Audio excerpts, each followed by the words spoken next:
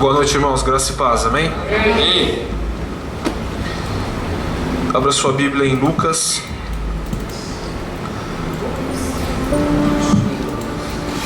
Lucas capítulo 14.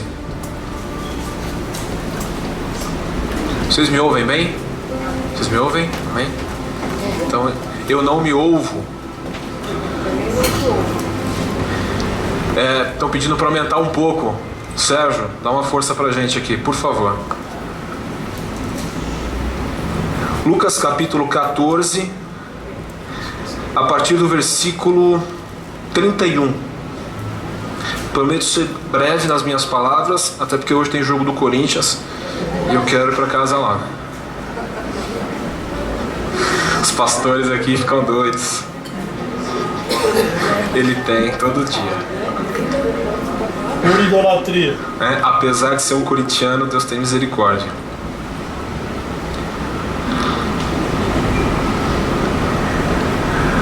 Amém. Eu vou ler na versão A Mensagem. Talvez seja diferente da sua, mas você pode acompanhar mesmo assim. Por favor. Diz assim a palavra do Senhor: Vocês conseguem imaginar um rei indo para a guerra contra outro rei, sem primeiro decidir se é possível, com seus 10.000 soldados, encarar os 20.000 do outro? Se ele concluir que não pode, não vai preferir enviar um emissário para propor uma trégua? Simplificando, se não estiverem dispostos a renunciar até o que há de mais importante na vida de vocês, sejam planos, sejam pessoas, não estão preparados para ser os meus discípulos. Amém? Eu vou frisar esse último versículo. Simplificando, se não estiverem dispostos a renunciar até o que há de mais importante na vida de vocês, sejam planos, sejam pessoas, não estão preparados para ser os meus discípulos. Amém? Vamos orar? Fecha os seus olhos, curva a sua cabeça. Pai de amor, Deus bendito, estamos diante da Tua Palavra, Senhor, e nós acreditamos que ela é viva e eficaz para nos edificar e nos restaurar, Senhor. Por isso clamamos a Tua presença, que ela seja contínua aqui, Senhor. Pai, que nesse momento da Tua Palavra o Teu Espírito Santo possa ministrar aos nossos corações, e que essa palavra testifique ao nosso espírito, Senhor.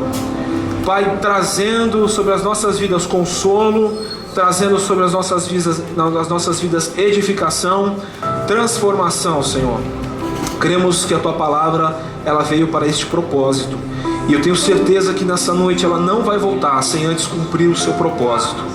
Por isso, Deus, eu oro contra toda barreira que possa impedir o fluir da Tua Palavra, seja física, seja espiritual, Senhor. No nome de Jesus, o nome todo-poderoso, Senhor, nós repreendemos todo o mal, Senhor, tudo aquilo que possa nos roubar de receber do Senhor palavra rema, Senhor, palavra de direção para as nossas vidas. Esse é o meu pedido, Senhor, no nome de Jesus. Amém. Graças a Deus. A bênção de ser um derrotado. É essa proposta que eu queria falar hoje com vocês. A bênção de ser um derrotado. Na nossa vida a gente tem uma série de desafios, e desde que nascemos, já é colocado sobre nós uma responsabilidade de vencer.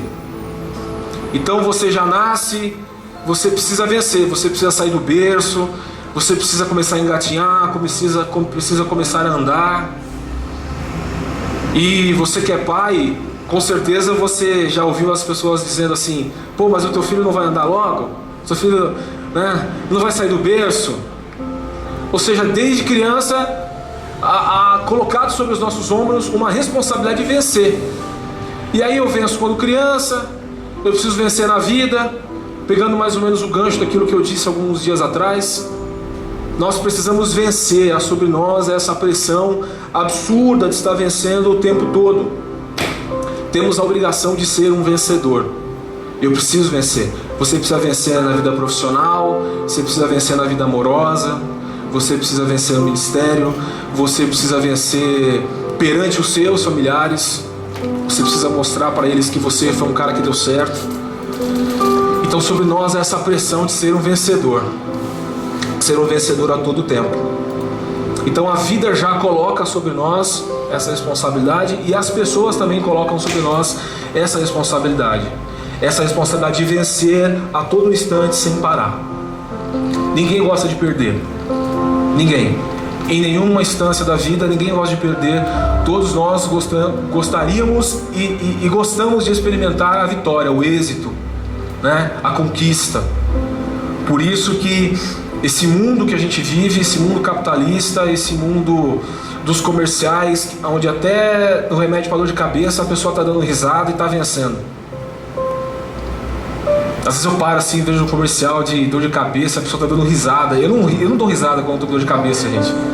Mas nos comerciais, né, o marketing é assim, né? Eu gosto do marketing, acho importante, mas o marketing vende essa coisa, né? Você precisa, até um remédio você precisa vencer a sua dor de cabeça tomando um remédio, aquele remédio.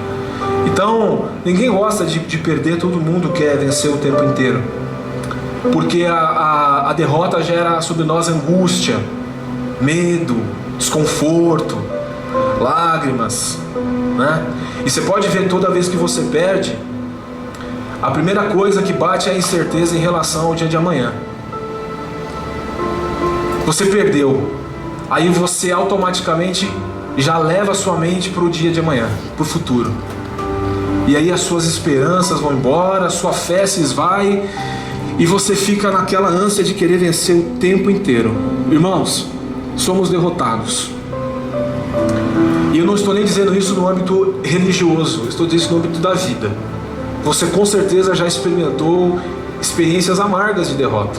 Seja das mais singelas, insignificantes, desde aquelas que quando você começou a tomar decisões na sua vida, seus 17, 18, 14, eu não sei qual foi a fase da sua vida que você começou a tomar decisão por si só, você experimentou um revés.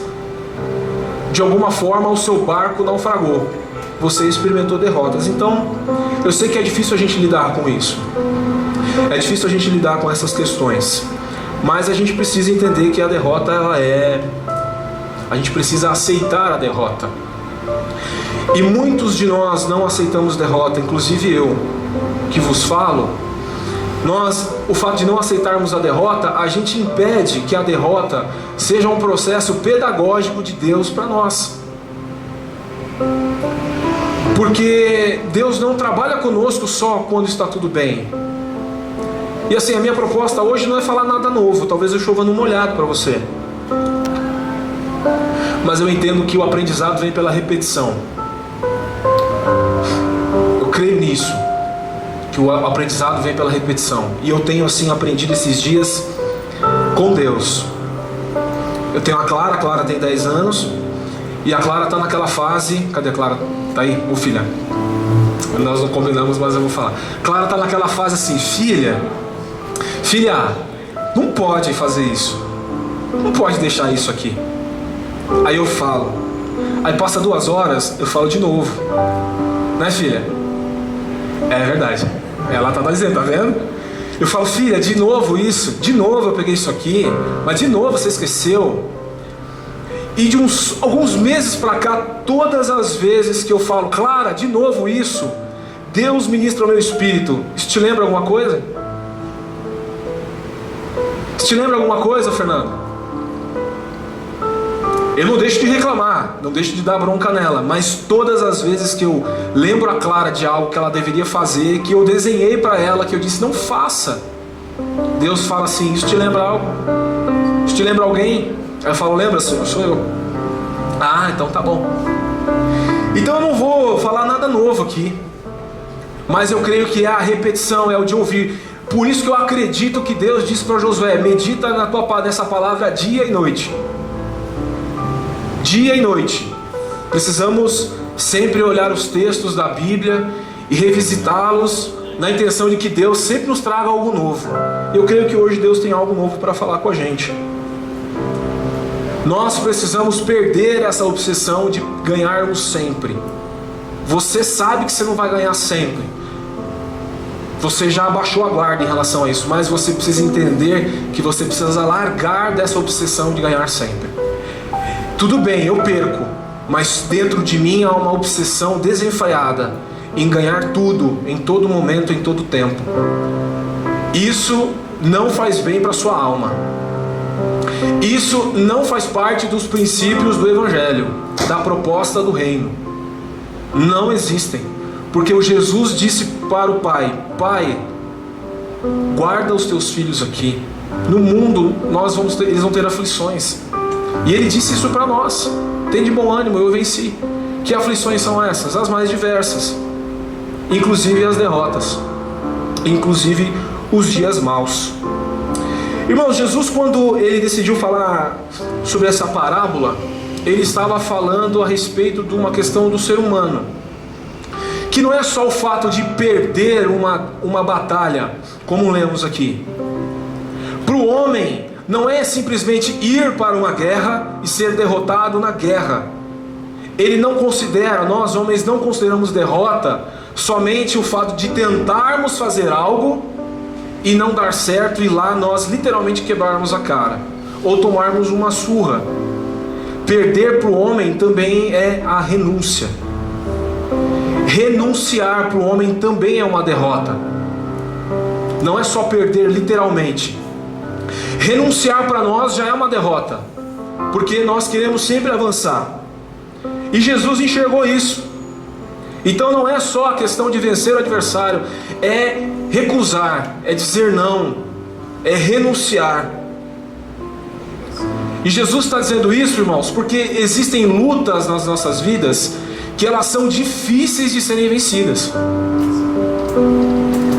Quando Jesus alertou os discípulos a respeito disso, usando essa parábola, contando uma historinha, Ele disse assim: vocês conseguem imaginar um rei indo para a guerra contra outro rei, sem antes primeiro decidir se é possível ir? Olha Jesus chamando o homem para parar e dizer assim: você tem certeza que você acha fácil essa luta que você quer entrar? E para nós já soa como uma derrota, mas Senhor, eu quero ir lá e pôr a mão, eu quero ir lá e fazer, eu quero tentar. E Deus fala assim: você está vendo o que está escrito aqui? Um rei tinha 10 mil soldados e se deparou com um exército de 20 mil. Você acha que antes ele não vai parar para prestar atenção e ver se é possível, com os 10 mil que ele tem, vencer os 20 mil do outro? Ou seja, Jesus está nos convidando para parar e prestar atenção. Existem lutas, irmãos, que são difíceis de serem vencidas. Existem lutas que são difíceis de nós entrarmos nelas. Existe, mas a obsessão que nós temos nos rouba disso. Vencer é muito bom. Vencer é excelente, irmãos. Mas não morrer por causa de uma derrota é tão bom quanto. Sabia disso? Vencer é maravilhoso, mas não morrer porque você perdeu é tão bom quanto. É tão significativo quanto. Porque existe a bênção de você ser um derrotado. Talvez para a sociedade você vai ser um derrotado, mas diante de Deus, Deus olha com uma outra ótica, com outros olhos. E nós temos essa coisa, somos encharcados. Isso veio das televisões, das propagandas, e entrou dentro das nossas igrejas, em cima dos nossos púlpitos, nos nossos acordes, das pregações triunfalistas, de que você vai vencer, das canções que diz que você vai vencer. Há canções que diz que você nasceu para vencer, você nasceu para conquistar, e isso parece como uma droga, entra em nós. E quando nós vamos tomar conta disso, nós estamos totalmente dopados dessas letras que eu não vejo fundamento bíblico. Desculpe se você gosta, o Fernando não gosta, você pode continuar gostando, porque não vejo respaldo na Bíblia. Nasci para vencer. Você é um vencedor, sim, mais do que um vencedor, mas você não nasceu para vencer sempre. Bem-aventurados são aqueles que são os derrotados. É um versículo apócrifo, não está na Bíblia, mas eu estou falando. Bem-aventurados são aqueles que são derrotados. Sucesso é você perder na vida sem você perder a ternura do seu coração. Isso é um sucesso. Isso é uma vitória. É você não morrer por conta de uma derrota. É um sucesso você, mesmo perdendo, você não perder o coração temente a Deus, direcionado ao Senhor, um coração íntegro. Você sofreu uma derrota na sua vida financeira, mas você não se perdeu aqui dentro do seu coração por conta de uma derrota financeira. Você ainda é um exemplo dentro da sua casa, para os seus filhos, para a sua esposa, para a sua família. Quer vitória maior do que essa? É uma vitória talvez travestida de derrota, mas é uma vitória. Existe uma bênção em nós sermos derrotados. E eu não estou fazendo apologia à derrota. Pelo contrário, eu acredito que os filhos de Deus, aqueles que são tementes a Deus, eles experimentam sim os momentos de conquista na sua vida, em todas as áreas. Então eu não estou fazendo apologia à derrota. Eu só estou convidando você a olhar para esse texto hoje e abraçar as oportunidades que Deus já te deu e talvez que Ele vai te dar, ou talvez que Ele está te dando hoje, porque talvez hoje você se sente um derrotado. Então olha para esse texto como uma oportunidade de Deus te abraçar e você abraçar o Senhor e você ver beleza nisso, em você desfrutar uma bênção mesmo você sendo derrotado. Sabe por quê, irmãos? Deus chama a gente para uma maturidade. A vida cristã é um processo. Então você é como uma criança, começa engatinhando, você começa a andar, o alimento é mais sólido, é mais forte, porque a gente perde e começa a dar desculpas. E as desculpas só são cabíveis para as crianças. Criança dá desculpa quando perde.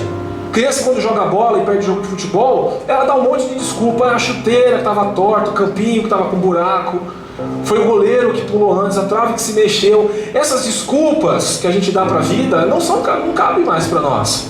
Não cabe. Deus chama a sua igreja para ser madura. Maturidade cristã, de entender que a vida tem altos e baixos. Tem dia que o seu time perde, seu time ganha. Tem dia que o dinheiro vem e o dinheiro não vem. Tem dia que você está mal, tem dia que você está legal. São derrotas que você precisa experimentar. E Jesus, Ele nos ensina, porque o reino de Deus é essa proposta. Exige de nós postura, posicionamento. O cristianismo não é um oba-oba. O cristianismo não é um convite de você vir e fazer o que você acha que você deve fazer. O evangelho tem um manual, está aqui, é grosso e é pesado, de calibre pesado. Ele não é pesado sobre nós, mas tem conteúdo. A vida cristã não é vem, faz o que você quiser, rege a sua vida da forma que você entender. Não, o evangelho tem uma pauta, e a pauta está aqui. E a pauta está aqui no texto. Ele diz assim, simplificando: se vocês não estiverem dispostos a renunciar até o que há de mais importante na vida de vocês, sejam planos, sejam pessoas, não estão preparados para ser os meus discípulos. Ou nós somos multidão, ou somos discípulos, aqueles que acompanham Cristo. E nós, como cristãos, pequenos cristos, nós devemos nos atentar para a palavra do Cristo. O que o Cristo tem a dizer. E o que o Cristo tem a dizer em relação a isso? Versículo 31.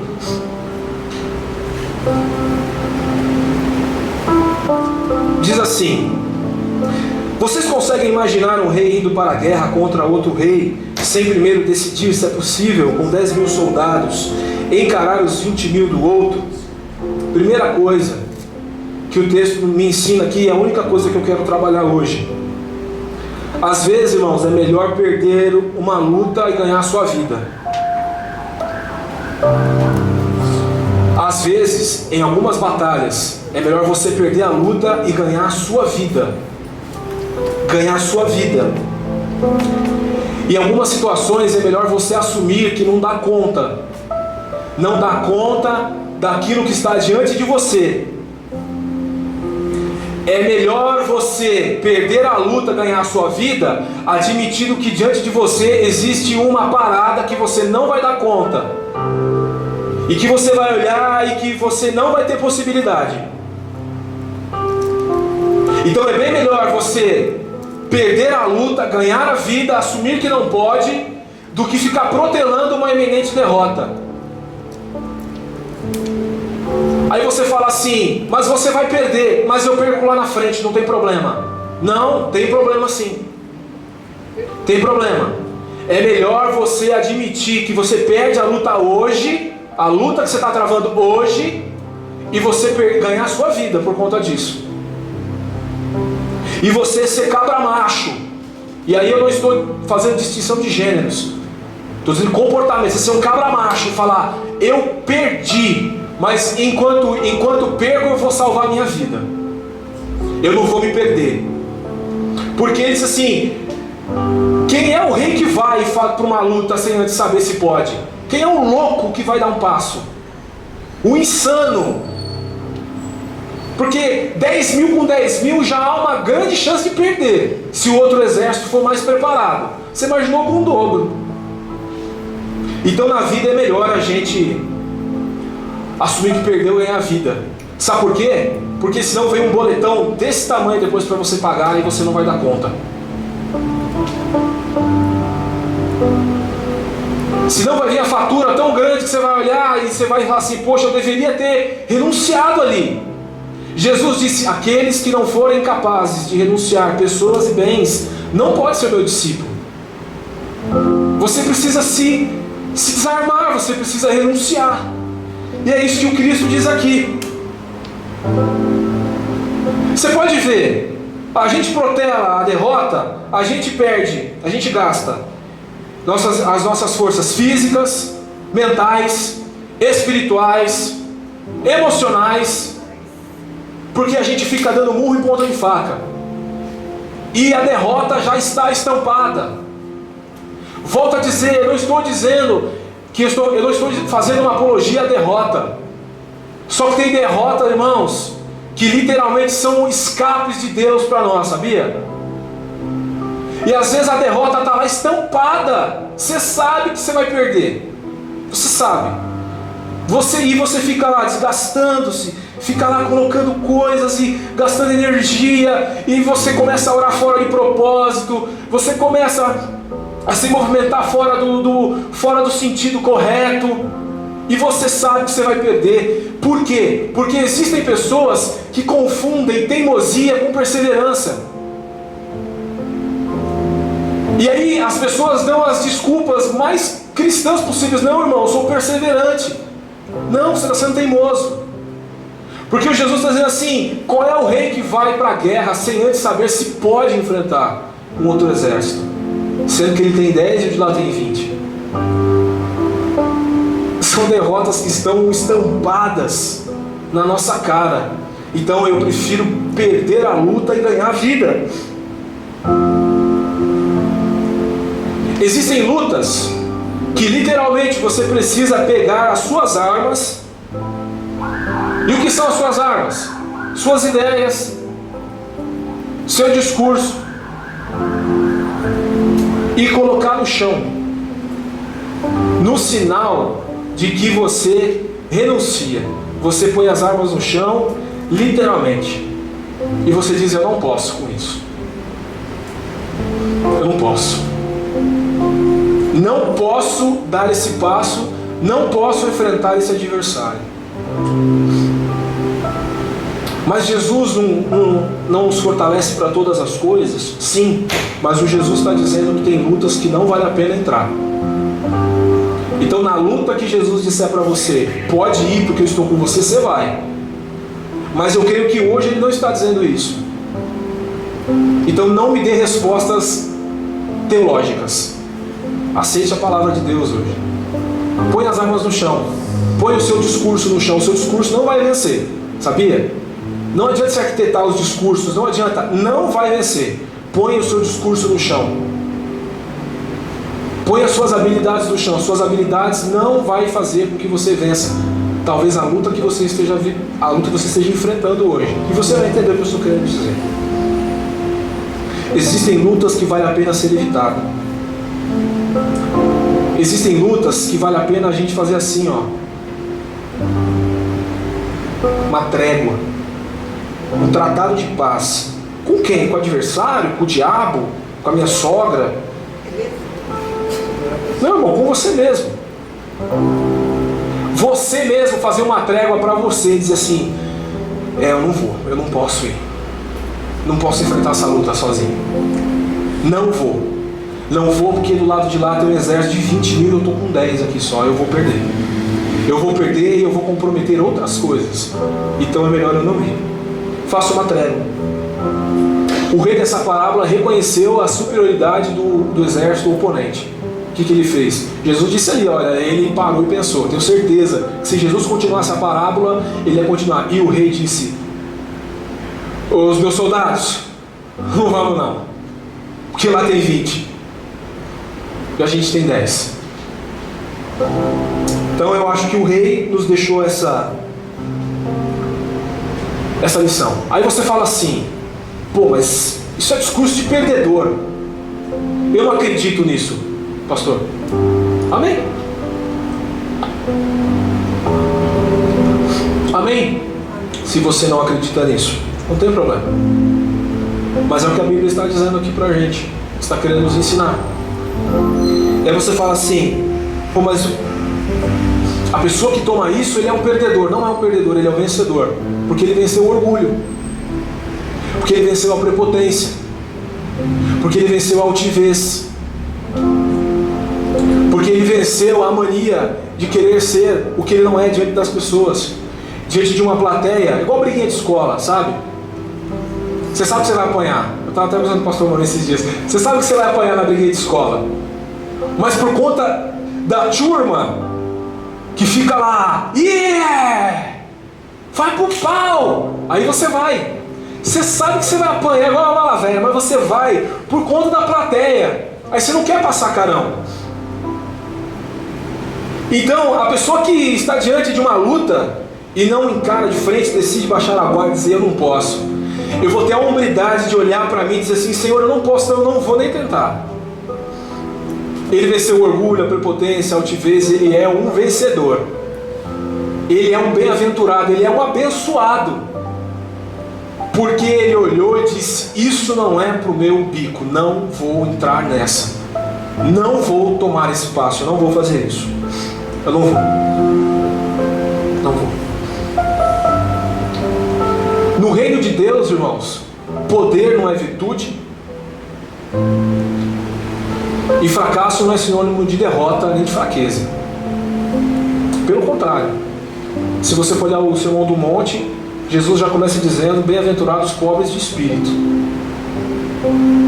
E se você olhar as bem-aventuranças e ler as demais, você vai ver que isso é, vamos dizer assim, o primordial: ser pobre de espírito, ser desprovido, não ser altivo, não ser prepotente. Bem-aventurados que são pobres de espírito. Então eu olho para o texto e vejo essas coisas. A beleza de dizer: eu não posso. Não posso ainda. Eu não posso. Tá bom, você falou bonito, onde eu aplico isso? A gente aplica em algumas áreas. Eu vou citar 3. Talvez você se enquadre em uma delas, mas você que é inteligente pode pegar o que eu estou dizendo e aplicar talvez para o seu momento de vida. Onde eu aplico isso, Fernando? Primeira coisa, na nossa vida financeira. A bênção de ser um perdedor na vida financeira. Como é contraditório. Como é contraditório? Porque a verdade é, irmãos, todos nós queremos muito mais daquilo que podemos. Isso é fato. Isso é fato. É uma verdade. Nós queremos mais do que podemos. Ó, até o teclado parou. Forte. Até isso é normal. Eu quero o que eu não posso. Questão, né? Eu quero muitas coisas que eu não posso. Então, na vida financeira, isso é uma coisa que a gente precisa olhar e dizer assim: poxa, do lado de lá da vitrine tem um exército de 20 mil e eu tenho só 10 na carteira. Não posso. Um exemplo mais corriqueiro entre nós. Um exemplo: você quer trocar de carro? Se tem o seu carrinho lá, o seu Poisé, dá umas falhadas às vezes, pneu careca, né? O carro morre, todo mês tem uma coisa nova para fazer. Ah, bênção. né? Toda hora você quer mexer, você pensa que você vai ter trégua no carro, ele dá problema. Você tem seu carrinho lá, tá pago, né? Tá bonitinho, e aí você se encanta com o carro zero da propaganda. Aí você vai lá e começa a fazer conta. Você mira o oponente. Aí você olha, é 20 mil. Aí você volta. Aí você começa a fazer conta. Conta. Aí você fala, pega o dinheiro emprestado, vendo o carro, aproveito o pacote, vendo a minha sogra junto, e faço isso, faço aquilo, dá. Aí eu vou lá e compro o carro. Aí você compra o carro e você vem com a chave. Pagando de vencedor. Venci. E detalhe, suaves parcelas de 159 vezes. Venci. Aí a pergunta é, venceu mesmo?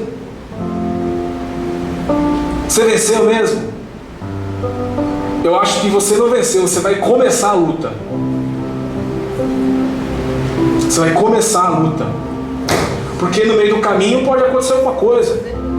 Ou no meio do caminho você entrou na luta sabendo que não tinha condições, mas porque você é crente, tudo pode, naquele que te fortalece, você vai. Você fala, não, Deus vai honrar. E aí, meu amigo, a luta está começando. Porque talvez você vai privar a sua família. Talvez você vai privar a sua família do que é básico, do que é trivial, do que é necessário, por conta de um luxo. Esse é um exemplo. Eu estou dando um exemplo de um carro, mas existem coisas que são mais baratas. Por exemplo, um telefone celular, um tablet, um iPad. Ô irmãos, eu sou doido, passo nas lojas da Apple, fico olhando o iPad, ele olha para mim, eu olho para ele, eu falo, fica aí, não posso, meu. E talvez você seja outras coisas, pequenas, talvez mais baratas ainda. Vida financeira é sempre diante da gente um oponente, às vezes, maior do que a gente pode enfrentar. Só que eu preciso pagar de vencedor. Eu preciso ter um telefone de marca. E eu falo isso porque eu não comprei, eu ganhei. Tá?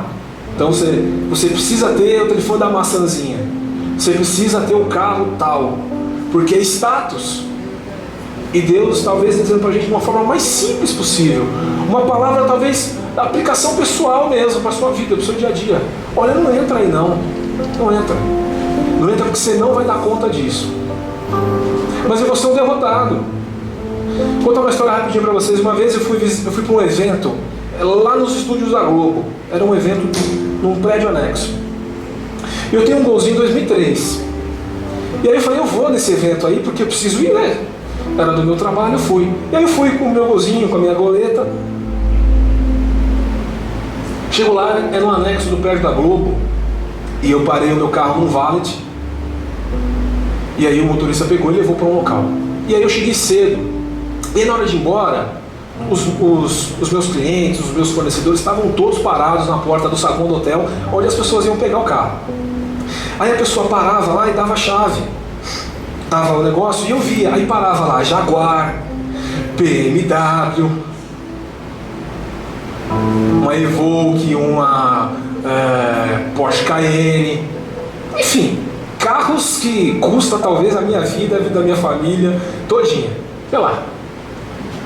E eu falei, meu Deus, eu vou mandar trazer o Gol. Ele estava sujo, irmãos, sujo. Eu falei, Jesus, não deixa esse cara trazer o carro aqui. E aí, só carro, passou acho que uns 8 carros. E eu falei, meu Deus, eu tentando achar o rapaz que eu tinha entregado o ticket para ele falar, deixa que eu vou buscar o carro. De vergonha, olha, irmãos. Que bobo. Acho que eles estavam com a Bíblia dentro do carro para pagar e eu estava no carro que estava. Mas enfim, estava com vergonha. Mas eu acho que o rapaz estava com mais vergonha do que eu de parar o carro para mim. Ele parou o carro na marginal. Aí ele assoviou e disse assim. Ou ele se tocou e falou, meu, eu tô com dó do cara. Ou ele ficou com vergonha de manobrar o meu carro. E na vida financeira é assim, a gente fica com dificuldade das coisas. Porque a gente precisa ostentar. Isso é um grande exército de 20 mil soldados, que você não pode dar conta. Eu não dou conta, irmãos. E eu falo isso por experiência de vivência mesmo. Eu já tentei deparar com algumas situações que eu fui derrotado, eu fui esmagado. E eu posso dizer isso com conhecimento de causa. Não entre nessa luta. Se você está prestes a entrar, faça o exercício que Jesus disse. Veja primeiro. Veja. Textos acima do que lemos, Deus diz assim: um homem, antes de construir a sua casa, ele vê se ele vai ter dinheiro para terminá-la, se ele vai poder fundamentar os alicerces e dar continuidade na casa, porque se ele não conseguir, as pessoas vão passar na rua e vão zombar dele. Vão dizer: ué, começou a construção e não parou? Veja com quem você está lidando. Para os outros é estupidez, para você é bom senso. Para você é uma bênção ser um derrotado. A bênção de ser um derrotado. Eu prefiro ser um derrotado. Eu prefiro, irmão. Eu prefiro andar de golzinho. Prefiro. Ele quebra todo mês. Todo mês ele é um Kinder Ovo, né? Tem uma surpresa dentro. Mas tá lá, irmãos, é meu, é pago. Tá pago. Do que entrar numa aventura de comprar um carro que eu não possa pagar. Estou falando de carro, irmãos, que é um exemplo nosso do dia a dia. Mas pode ser até a sua batedeira, até a sua bolsa, viu, irmãs? Sua bolsa da Louis Vuitton. Tá? Segunda coisa que a gente aprende com o texto aqui. Aonde eu posso aplicar isso? Nos meus vícios. Porque todo mundo aqui é um adicto em potencial. Temos vícios. Uns em grande escala, outros em escala menor. Alguns vícios que são nocivos. Outros vícios que são domésticos. São vícios. E vício, quando se torna um vício, irmãos, é um problema. Porque ele quase toma a posição de um ídolo dentro do nosso coração, porque não vivemos sem ele. Então um vício, eu faço a comparação de um semi-ídolo, porque você toda vez, toda hora, você precisa se prostrar diante desse vício e se render diante dele e dizer: olha, você é soberano sobre a minha vida, eu não consigo te resistir. É um ídolo. E os vícios também podem ser isso. Talvez você carrega diante de você um oponente de 20 mil soldados e você acha que aquele dia você está bom. Não, hoje não tem problema, hoje ninguém me derruba, hoje esse vício não me pega. Pega. Se você não medir a distância e não dizer assim: olha lá, eu não posso. O problema é que todo adicto, todo que é viciado, seja em drogas, seja em comida, seja em rotinas, seja em internet, seja em televisão, seja no que for, você é um viciado e você está numa iminente derrota. Porque todas as vezes que você cai, é todas as vezes o dia que você levanta e você diz: hoje eu estou bem, hoje eu não caio, hoje eu não cometo esse erro, hoje eu não vou dar vazão para este vício. É o dia que você dá. Pare e preste atenção. Se não é assim, o dia que você cede ao seu vício é o dia que você acha que você pode enfrentá-lo. Tome cuidado. A Bíblia diz que é melhor você medir para ver se dá certo. E nessas horas a gente precisa admitir que a gente precisa de ajuda. É nessa hora que a gente precisa admitir que nós precisamos de suporte. Porque quando a gente faz isso, a gente vence a soberba e a irresponsabilidade. Porque os meus vícios talvez não sejam nocivos externamente, sejam nocivos para mim, mas pode ser nocivo para minha família, pode ser nocivo para minha casa, para as minhas finanças. Tem gente viciada em jogos online, tem gente viciada em pornografia, tem gente viciada em bebida, tem gente viciada em cigarro, em drogas. E essas pessoas precisam parar e dizer assim: olha, eu ponho os meus argumentos no chão e eu cruzo os meus braços e eu digo: eu não vou para essa luta, porque essa luta eu não vou conseguir vencer. Eu preciso de ajuda. Porque Jesus disse que esses são os seus discípulos. Esses são os preparados, os habilitados para serem os seus discípulos. Sabe qual é a beleza de ser discípulo? É de você chegar para Jesus e dizer assim: Jesus, eu não posso nada, só o Senhor pode. Por isso que Jesus está dizendo: veja se você não pode, se você não renunciar, porque aquele que não renuncia, ele tem um problema de altivez. Isso vai na contramão do Evangelho. O Evangelho diz: Senhor, eu sou desprovido de tudo, eu preciso do Senhor em todas as áreas da minha vida. Senhor, eu sou um perdedor nisso, por isso eu clamo pela tua ajuda, preciso do Senhor. Isso é ser um vencedor. Caminhando para o final, terceira coisa, o casamento. O casamento às vezes é um oponente de 20 mil. Você pode prestar atenção, os pastores de todas as igrejas, eles só sabem da existência de uma crise conjugal quando essa crise já criou raízes.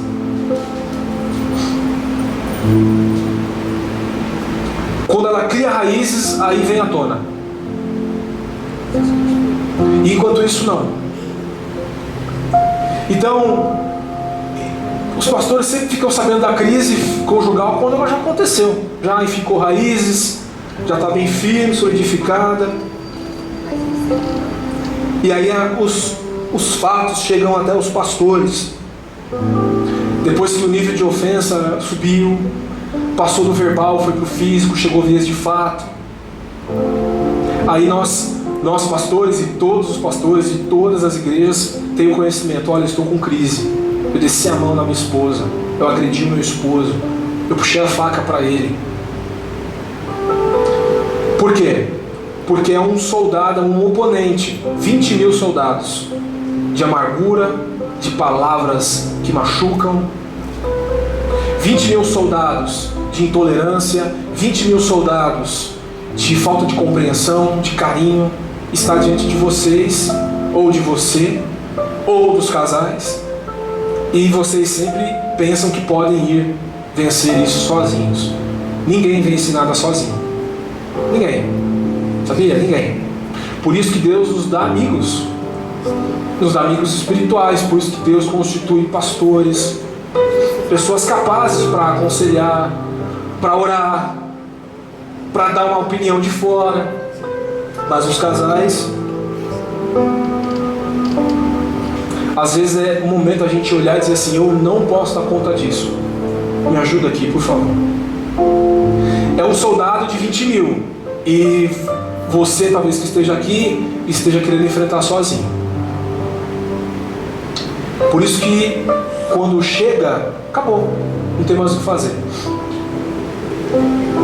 Porque talvez você deveria ter erguido a mão antes, dizendo: eu preciso de ajuda.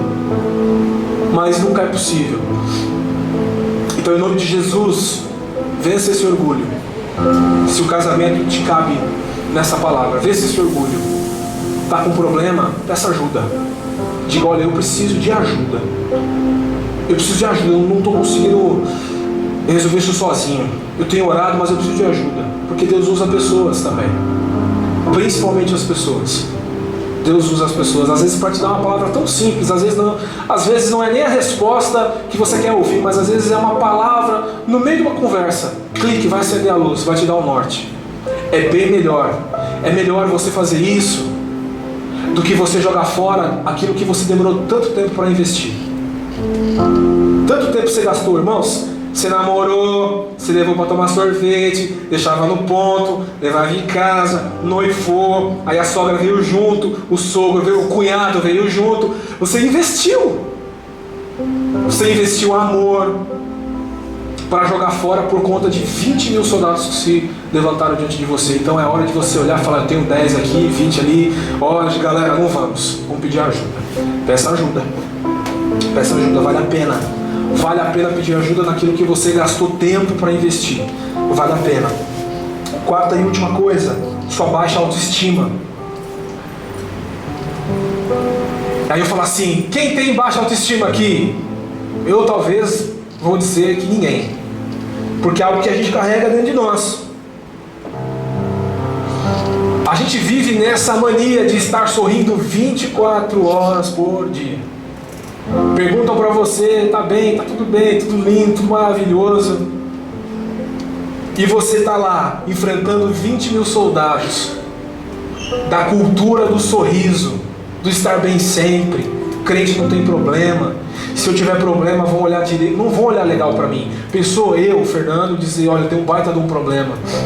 Talvez vocês não ouçam mais as minhas pregações. Ah, o Fernando tem problema como eu, comedor de feijão. Eu tenho um problema talvez pior que o seu. Vocês estão me conhecendo, então vocês vão me conhecer ao longo dos anos. Vocês vão ver que o dia que eu não estiver bem, eu não vou estar bem mesmo. Porque eu não vou sorrir o dia que eu não estiver bem. Porque a gente tem a mania de dar sorriso amarelo. Tudo bem? Tudo, irmão? Tudo bem? Bem nada, irmão. Você está mal. Você está mal. Tem que pedir ajuda. Tem que pedir ajuda. Porque 24 horas dando risada, só louco dá risada 24 horas. Sabe por quê? Porque o louco ele tá isolado do mundo, da realidade. Então só um louco ri 24 horas por dia. Eu olho para o mundo, eu olho para o país, eu olho para a situação do nosso país, do mundo, de guerra. Como é que eu vou rir 24 horas por dia? É impossível dar risada 24 horas por dia.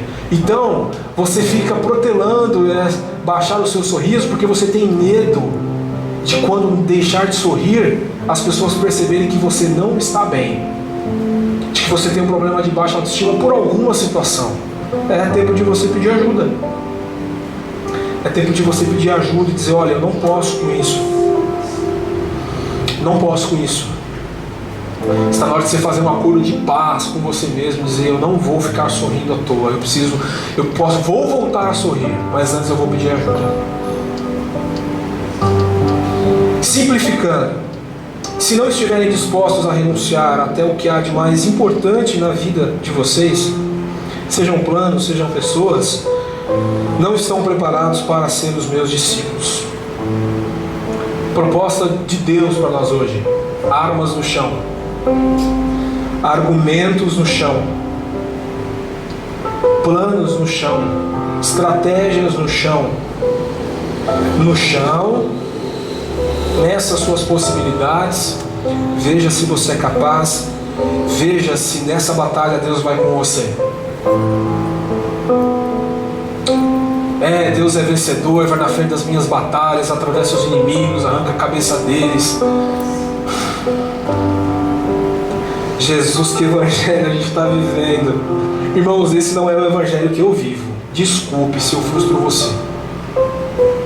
Uma pessoa uma vez me indagou aqui nessa igreja: mas você não é pentecostal? Eu falei, sou, irmã. Claro que eu sou. Creio nos dons, creio na continuidade dos talentos, dos dons. Não, porque o discurso, não, irmãos, o discurso não é de pentecostal.